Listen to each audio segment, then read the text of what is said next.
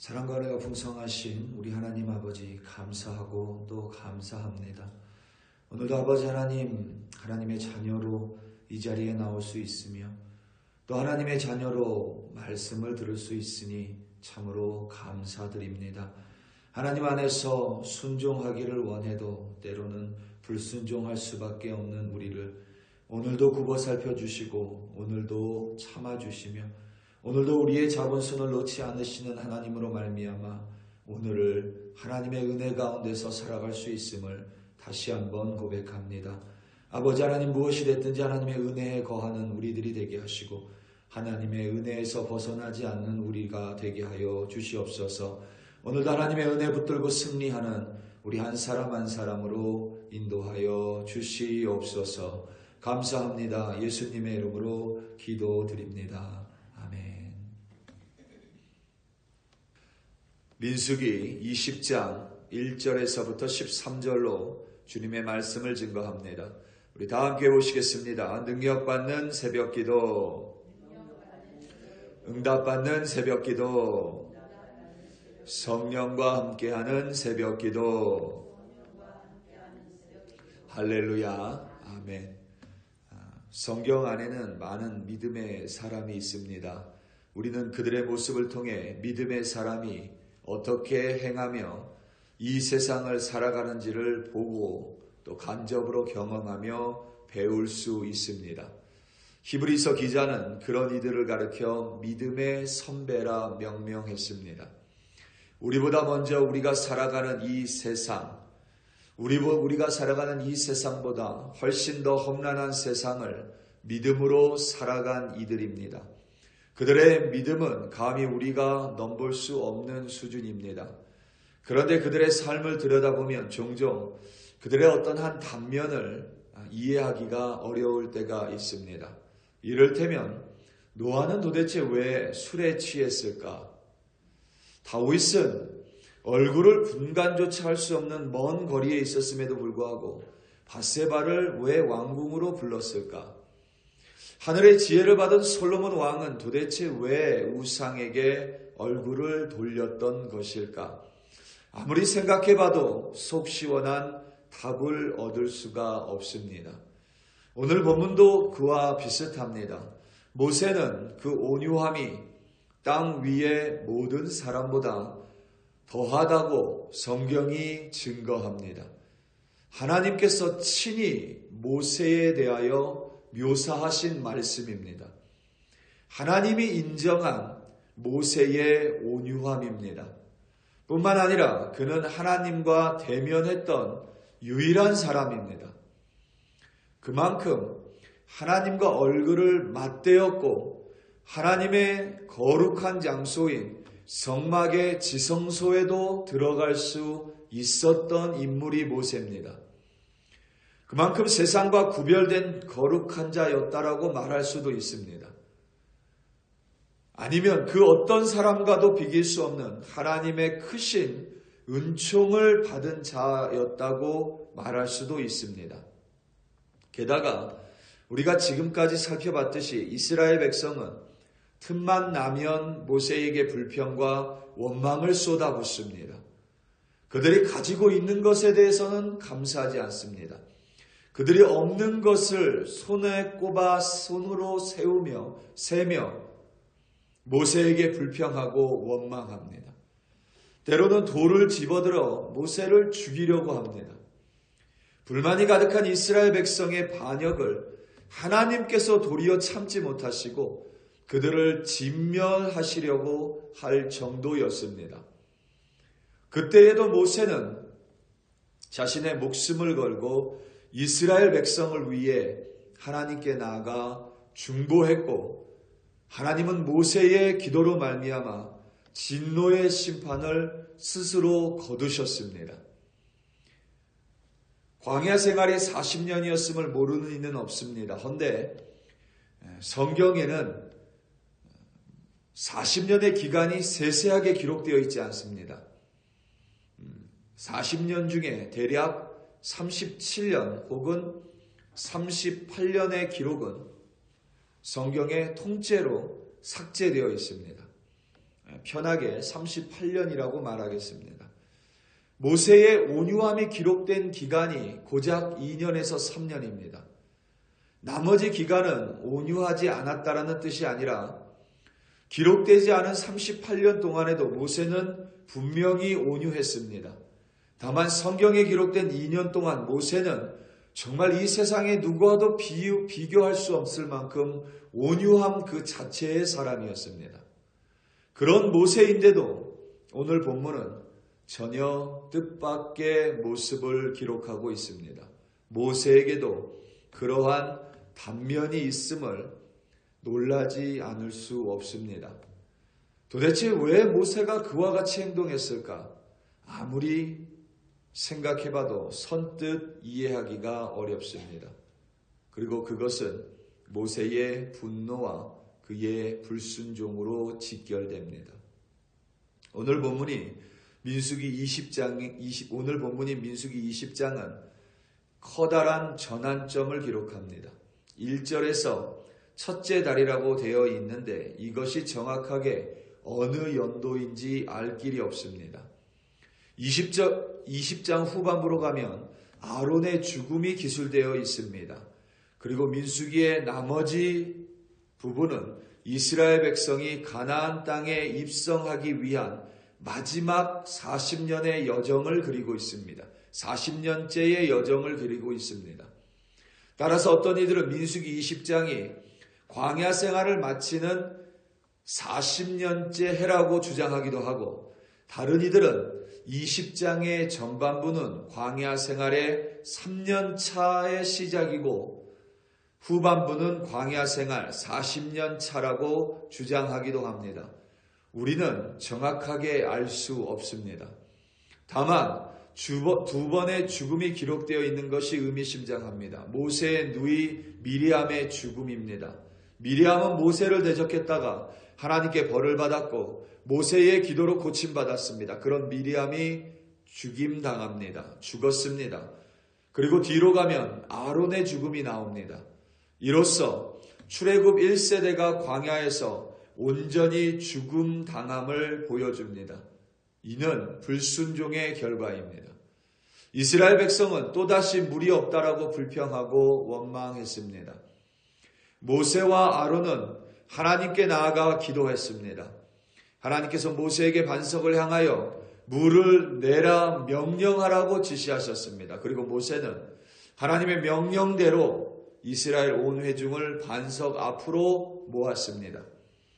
이제 반석을 향해 입술을 열어 명령만 하면 됩니다. 하나님께서 반석에서 물을 강같이 내실 것입니다. 그런데 갑자기 모세가 반석을 향하여 명령이 아니라 손에 든 지팡이로 반석을 향해 2번 내리쳤습니다. 도대체 왜 모세가 자신의 입의 말이 아니라 명령이 아니라 지팡이로 반석을 내리쳤는지 이해하기가 쉽지 않습니다. 여러 가지로 추측해 볼 수 있습니다. 오늘 본문과 민수기 17장에는 비슷한 사건이 기록되어 있습니다.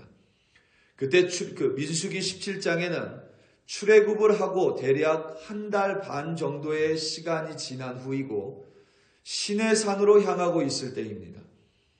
이스라엘 백성이 물이 없다고 불평하지 하나님께서는 반석에서 물을 내셨는데 그때에는 모세에게 지팡이를 가지고 반석을 치라고 명령하셨습니다. 모세가 하나님의 말씀 그대로 반석을 지팡이로 치자 반석에서 물이 터져 나왔습니다. 오늘 본문에서는 반석을 향하여 말로 명령하라고 말씀하셨기 때문에 어쩌면 모세 안에 두려움이 생겼는지도 모릅니다. 지난번에는 반석을 치라고 하셨는데 이번에는 명령만 하라고 하시니 그의 안에 두려움이 생겨 하나님의 말씀보다 과거의 경험, 과거에 하나님께서 베푸셨던 이적을 더 신뢰했다라고 보기도 합니다. 지난번 자신의 경험을 되살려 명령이 아닌 하나님의 말씀대로 순종하는 것이 아니라 반석을 지난번과 같이 내리쳤다라고 해석하기도 합니다. 이는 하나님이 아닌 과거의 경험을 더 신뢰한 행위입니다. 게다가 이스라엘 백성을 향해 모세는 분노하며 마치 자신이 반석에서 물을 내는 듯한 행동을 합니다. 이를 두고 백성에게 분노한 모세가 자신의 혈기를 드러냈다라고 보기도 합니다. 백성 앞에서 혹은 자신의 권위를 과시하고 싶은 욕망에 사로잡힌 것으로 여기기도 합니다. 뭐가 됐든지 속 시원한 해석은 아닙니다. 이미 80을 넘은 모세가 무슨 혈기가 있으며 이미 3년이나 매일 이스라엘 자손의 불평과 이스라엘 백성의 원망을 마주하고도 하나님조차 말렸던 온유함 그 자체였던 모세였는데 그가 갑자기 불같이 분노한다라는 것도 그렇고 자신의 권위를 드러내고 싶은 욕망도 어딘가 모세와는 어울리지 않습니다. 하지만 하나님께서는 그에게 실수가 아니라 불순종이라고 말씀하셨습니다. 오늘 본문 12절입니다. 여호와께서 모세와 아론에게 이르시되 너희가 나를 믿지 아니하고 이스라엘 자손의 목전에서 내 거룩함을 나타내지 아니한 고로 너희는 이 회중을 내가 그들에게 준 땅으로 인도하여 드리지 못하리라 하시니라. 아멘. 하나님께서는 하나님을 향해 모세가 신뢰하지 않았다고 하나님을 불신했다라고 말씀하셨습니다. 이 일로 모세는 가나안 땅에 들어가지 못합니다. 물론 표면적으로는 그렇습니다. 내면적으로는 율법을 상징하는 모세가 약속의 땅에 들어가지 못함으로써 율법만으로는 절대 온전한 하나님의 나라에 들어갈 수 없음을 가리킵니다. 정확히 우리가 하나님의 의도를 파악할 수는 없습니다. 순전히 제 개인적인 생각이지만 어쩌면 모세는 하나님의 뜻을 간파하고 의도적으로 불순종한 모습을 보이진 않았나라고 그냥 제 한번 속으로 생각을 해봅니다. 그 정도로 오늘 본문은 해석하기가 쉽지가 않습니다. 그 의도를, 하나님의 의도를 우리가 명확하게 파악할 수 없지만 적어도 하나님의 말씀 속에서 모세의 불신과 불순종은 확실합니다. 그는 분노했고 그는 하나님을 불신했고 그리고 하나님의 말씀을 어겼습니다. 우리 사랑하는 성도 여러분, 모세와 같이 온 땅의 모든 사람보다 온유한 사람도 그 누구보다 하나님과 친밀하게 교제하며 대면했었던 사람도 분노하고 불신하고 불순종할 수 있다면 우리에 대해 말해 무엇하겠습니까? 언제든지 우리도 분노하고 불순종할 수 있기에 우리는 하나님의 은혜로 하나님의 은혜 없이는 살아갈 수 없는 존재임을 꼭 기억하시기 바랍니다. 오늘도 내가 살아갈 수 있는 이유는 나의 온전함에 있는 것이 아니라 오늘도 때로는 하나님을 불순종하고 때로는 불평하고 때로는 불신하고 때로는 말씀을 어김에도 불구하고 여전히 나를 포기하지 않으시고 나를 붙들어 주시는 하나님의 은혜가 있기 때문입니다. 오늘도 그 하나님의 은혜를 기억하심으로 말미암아 하나님과 함께 승리하는 우리가 되기를 예수님의 이름으로 축원합니다. 다 함께 기도하시겠습니다. 우리 이 시간 함께 기도할 때에 특별히 우리 선교사님들 위하여 합심하여 기도하겠습니다. 우리 선교사님들 오늘도 이방 땅에서 또 문화와 언어가 다른 그 땅에서 하나님의 복음 들고 말씀에 순종하며 살아갑니다. 우리가 살아가는 이 험악한 세상 아무리 험난하다고 해도 우리 선교사님들보다 더 힘들고 더 고되지는 않을 거라 생각합니다. 특별히 우리 선교사님들 그 땅에서 살아가며 때로는 눈앞의 시험과 문제들을 마주할 때에 하나님만을 신뢰하고 하나님의 말씀을 듣고 그 말씀에 순종함으로 말미암아 오늘도 그 땅 가운데서 승리하는 선교사님들 되게 해달라고 우리 시간 다 함께 주여 한번 부르시고 합심하여 기도합니다. 주여. 할렐루야, 할렐루야, 할렐루야. 아버지 하나님, 오늘도 아버지 하나님께서 맡겨주신 사명에 충성을 다하며 이방 땅에서 문화와 언어가 다른 그 땅에서 살아가는 우리 선교사님들 하나님의 은혜와 은총으로 가득 채워주시기를 간절히 기도합니다. 아버지 하나님, 그 땅에서 살아가며 얼마나 많은 힘겨운 상황들과 고된 현실을 마주하며 살아가겠습니까?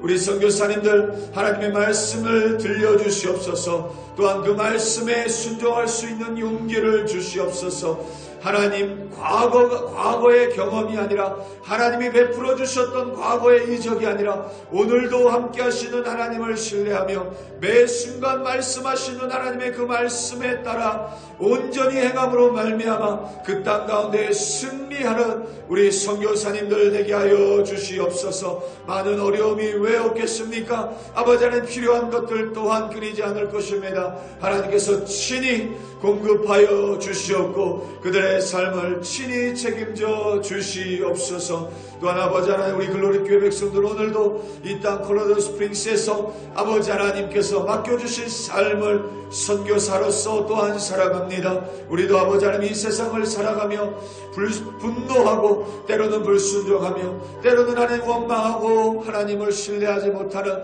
우리를 아버지 하나님 용서하여 주시옵고 우리 가운데 하나님의 은총을 베풀어 주사 오늘도 하나님의 은혜 안에 살아갈 수 있도록 성령 하나님 인도하여 주시고 붙들어 주시옵소서. 은혜 아니면 살아갈 수 없음을 다시 고백하오니 오늘도 은혜 붙들고 승리하는 우리들 되게 하여 주시옵소서. 할렐루야, 할렐루야. 아버지 하나님 감사합니다.